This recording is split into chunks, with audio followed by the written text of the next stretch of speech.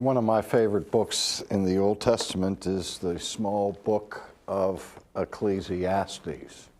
It may sound strange to people, but my work in my career as a professor of philosophy and of apologetics is part of the reason why this book is so important to me, because it expresses the wisdom of God over against a prevailing cultural atmosphere of skepticism. Another reason why I love this book is personal. This was the book of the Bible that was used of God in my own personal conversion. In fact, the only text of Scripture that the person who told me about Christ mentioned in passing was an obscure reference from the book of Ecclesiastes that said, "A tree falls in the forest, and where it falls, it lies." And I'm probably the only person in the history of the church who was converted to Christ by that verse. But it was a profound experience of illumination as I sat and listened to that. And as it was applied to my life, I saw myself going nowhere, lying on the floor of the forest, having fallen, and I was rotting and disintegrating.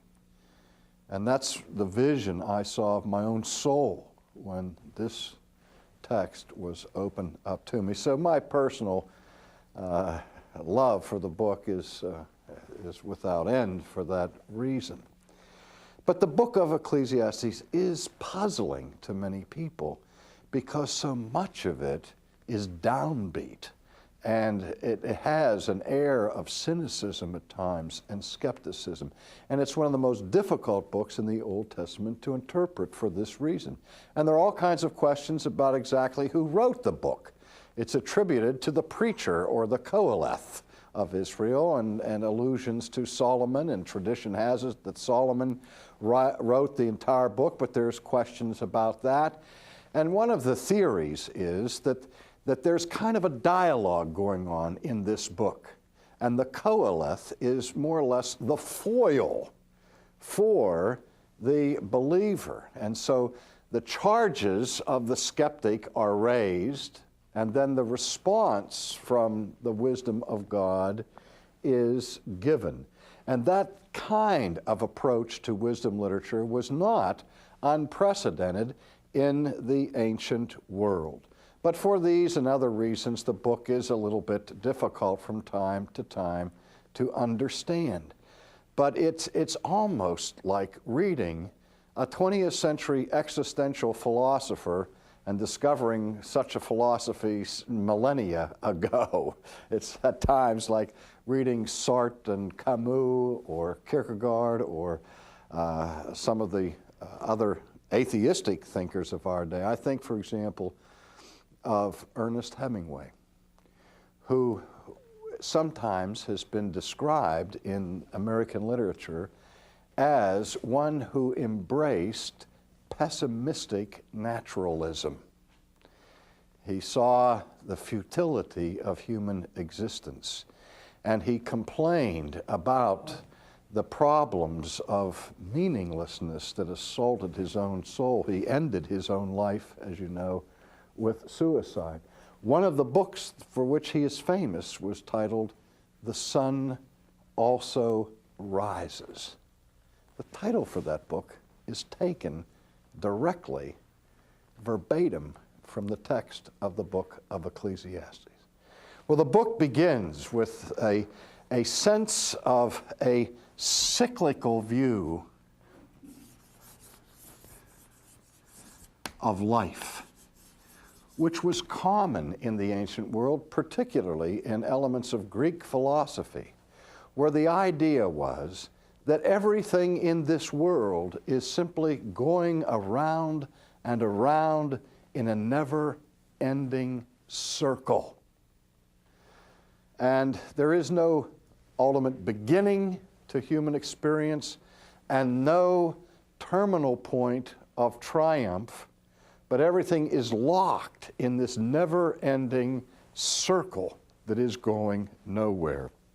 What goes around comes around. I think of the famous movie that communicated this idea years ago, where Jane Fonda played in this movie called They Shoot Horses, Don't They? And in that movie, the whole story was focused on poverty during the Depression, and a prize was offered to people who were struggling economically, to whoever could win a dance marathon. So all these couples enter into this marathon, and they dance for hours and hours, and some get tired and drop out, and some last more than a day and into the second day. And in order to hurry the thing along, the MC in the movie would speed up from time to time the pace of the dance. And as the people were rushing around dancing in a circle, he would holler into the microphone, round and round and round they go. And where they stop, nobody knows. And the whole motif of that movie was to communicate the existential principle of meaninglessness, the rat race. Well, the book of Ecclesiastes begins with these words. Vanity of vanity, says the preacher. Vanity of vanities, all is vanity. Now, understand the phrase vanity of vanities, or vanity of vanity, or vanities, is a common literary form in the ancient world. We find it in the New Testament when Jesus is called the Lord of Lords or the King of Kings. It's a way to express the superlative degree of something. And so what the book begins with is a statement in the superlative degree about some idea. And the idea that is stressed here is the idea of vanity. Now, we use the term vanity to refer to egotism or pride. I remember we used to have a little piece of furniture that was in my grandmother's bedroom at home, where she would sit in the morning and look into the mirror and apply her makeup, and that little piece of furniture was called a vanity, because it was a piece of furniture designed to enhance a person's being vain about their looks. But that's not the connotation of vanity here. Here the term vanity refers not to pride, but to that which is done in vain, that which is futile. And so we could translate the idea here, futility of futility. All is futile. Now that's the central motif here that the book is addressing. And we notice in the book of Ecclesiastes, poetically, there are two different points of reference. On the one hand, there is the phrase, under heaven, or under the sun. Now, under the sun, it is thought by many commentators, refers to the sphere of this world. Under heaven refers to the sphere of the domain of God. And so what is going on here is the conflict between two realms, the realm of this world and the perspective of this world vis-a-vis the realm of God, the eternal realm, which gives a completely different perspective. You know, we're told that we live in the age of secularism. And you always hear about secular humanism or humanistic secularism. You put that little ISM on the end of the word secular, and anytime you have an ism, you're talking about an ideology, a philosophy, system of thinking. The word saeculum is one of the Latin words that refers to this world, and it differs from the word mundus. Mundus in Latin describes this world spatially. Saeculum describes this world with respect to time or temporally. And the basic motif of secularism is we live in the here and now, in this saeculum, in the temporal, and we are cut off from the eternal. The heart of secularism teaches there is no eternal. There's only the temporal. And so whatever meaning we can discover in this world has to be discovered there, in this world. And the axiom is, you only live once, then you die, so you might as well do it with gusto. That's the creed of modern man. And that creed is as old as people. And what the author is doing is exploring the implications of life in this world when it is cut off from the eternal or from the transcendent. So he says, vanity of vanities, all is vanity. What profit has a man from all his labor in which he toils under the sun? You see, he's asking the question, what use is there for all of the pain and the effort and the labor of my hands? All life is as grass. We work as hard as we can, but in the final analysis, we perish. And our labor perishes with us. One generation passes away and another generation comes, but the earth abides forever. The sun also rises, and the sun goes down, and hastens to the place where it arose. The wind goes toward the south, turns around to the north. The wind whirls about it continually, all comes again on its circuit. All the rivers run into the sea, yet the sea is not full. To the place from which the rivers come, there they return again. All things are full of labor. Man can't express it. The eye is not satisfied with seeing, nor the ear filled with hearing. That which has been is what will be. That which is done is what will be done, and there is nothing new under the sun. I mean, that is exceedingly pessimistic information. And every human being has experienced the threat of that pessimism and the doubt that is raised when you wake up and you look at yourself in the mirror and you say, why am I doing this? At my age, I run into people who are my contemporaries. And many of them have gone through the crisis as they come into their twilight years. And they look at me and they say, R.C., there must be more to it than this. And I say, there is more to it than this. And that's what this book is about. And so at the beginning, we see this cry of futility.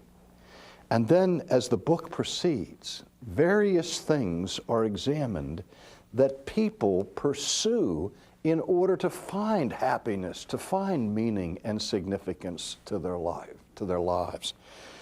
They look for pleasure. Hedonism is evaluated. Hedonism is that philosophy that says that the purpose of life is to maximize pleasure and minimize pain.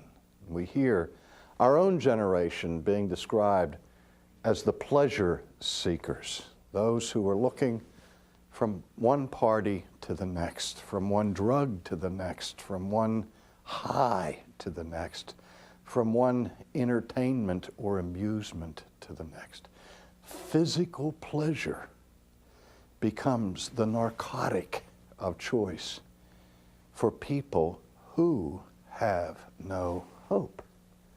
The Apostle Paul understands that in the New Testament when he writes to the Corinthians who were convinced that there was no life after death, or some who were raising that question, and Paul was answering them. He cites one of the axioms from the Epicurean philosophers. Let us eat, drink, and be merry, for tomorrow we die. Now, Paul is not saying to the Christian community, let us eat, drink, and be merry. He prefaces that by saying, if Christ is not raised, then let us eat, drink, and be merry, for tomorrow we die. Because if God is not home, if we are bound to the secular experience, and that's all there is, then it makes sense to be a hedonist, to eat, drink, and be merry. For tomorrow you die. But there's always a price tag, what the philosophers call the hedonistic paradox. That if you pursue pleasure and you succeed in finding it, you will be bored. If you seek pleasure and don't succeed in finding it, you will be frustrated. So that the end of the hedonist is either boredom or frustration. And what is being exposed here in this wisdom literature is the folly of hedonism, the folly of seeking to find meaning to your existence by simply having a big party. And then he goes and says in chapter 3, to everything there is a season. You want to fill that in? Turn, turn, turn. It's amazing to me that in this age of pessimism, even our popular music has been informed by something as ancient as the book of Ecclesiastes. To everything there is a season, a time for every purpose under heaven. You see, now we see the different motif that is set over against it, the motif of the significance of the diverse things that we experience in this world. Here, the temporal time is given purpose under heaven. And we don't do the same thing all the time. At some times, certain things are appropriate. At other times, they're not appropriate. You don't laugh at a funeral. You weep. And you don't mourn at a birth. There's a time to laugh. There's a time to cry.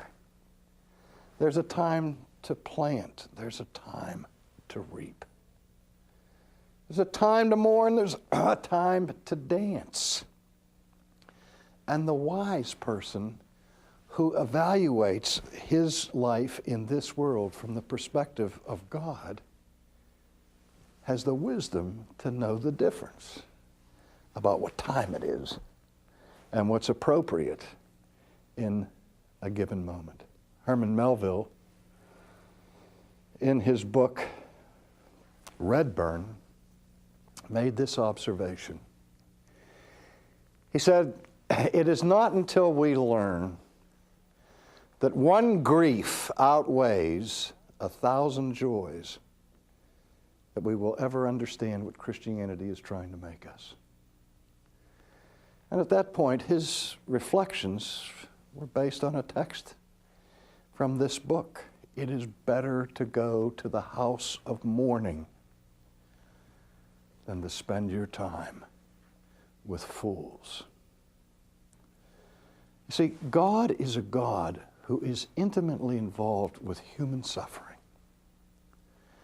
And the gospel is a gospel that is pronounced to people who have experienced the grief of human suffering. And the people of God are to be people who are there at the point of pain.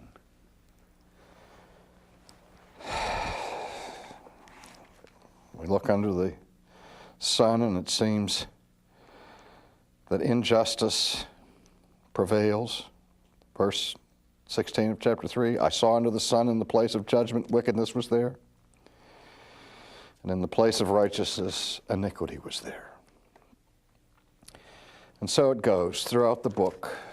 The folly of seeking meaning through riches, through knowledge, through fortune, through fame, and all the rest. And then we come to the conclusion that death comes to all, but God is the answer to all of the questions that people suffer. Chapter 12, the final chapter, begins with this admonition. Remember your Creator in the days of your youth, before the difficult days come, and the years draw near when you say, I have no pleasure in them. And while the sun and the light and the moon and the stars are not darkened, and the clouds do not return after the rain. And then in verse 9, moreover, because the preacher was wise, he still taught the people knowledge. He pondered and sought out and set in order many proverbs. And the preacher sought to find acceptable words, and what was written was upright, words of truth. The words of the wise are like goads, and the words of scholars like well-driven nails, given by one shepherd. And then he says in verse 13, let us hear the conclusion. That's what you're always looking for when you're studying any philosophy. What's the bottom line? What is the concluding principle? So we come to the book. The book starts with the declaration, futility of futility, everything is futile. All right, what's the conclusion? Fear God. Keep his commandment. For this is man's all. For God will bring every work into judgment, including every secret thing, whether good or evil. That's the conclusion. He's saying, it's the conclusion to your work. It's the conclusion to your pain. It is the conclusion to your joy. Fear God. Keep his commandments. Because what he's saying is, your life will be evaluated not in terms of this world or the saeculum of the here and now, or of the cyclical pattern of this world, but our lives, their significance, their value, and their worth will be judged by the one who judges from an eternal perspective, and who will say to us, depart from me, I never knew you. Or he will say, well done, thou good and faithful servant. And when he says that, every ounce of sweat that has come from the brow of your head in your labor, every ache in your heart, every pain in your soul will find its fullness of meaning and significance. And you will discover that everything that you experience in your life counts. Nothing is futile under the heavens.